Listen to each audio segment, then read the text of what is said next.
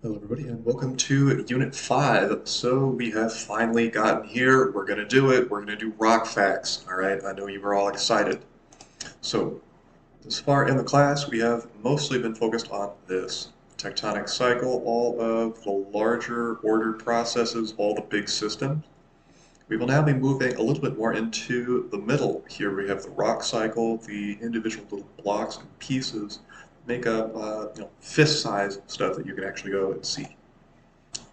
We're going to be looking at small stuff in this section, starting with the smallest things, atoms.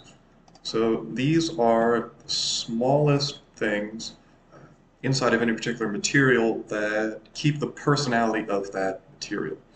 So if you took a little sheet of gold and you cut it in half, both halves are still gold.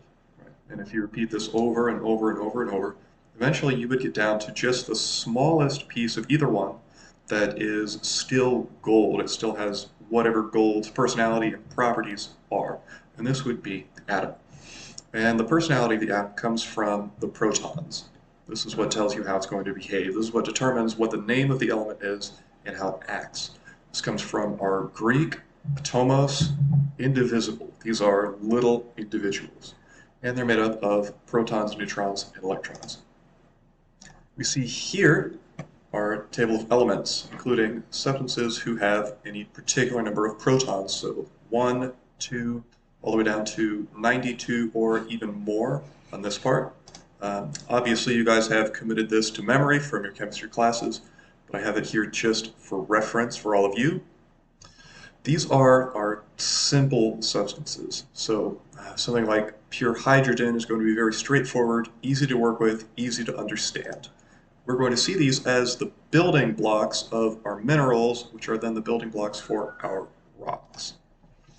And we're not going to need to worry about every single element on that last page, even though I'm sure you're all familiar with every single one of those.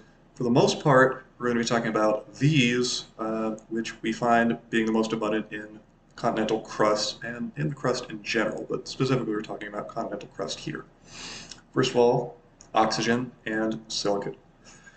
This is what we're going to be looking at in most every rock that we talk about. These are going to be the bulk of what's in it, oxygen and silicon. We also have our minor players here, a lot of metals, aluminum, iron, calcium, magnesium, sodium, potassium, and then we get kind of our niche players, titanium, and then hydrogen, manganese, phosphorus.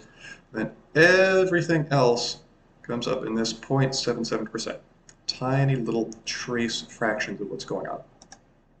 Section 2 is going to cover minerals.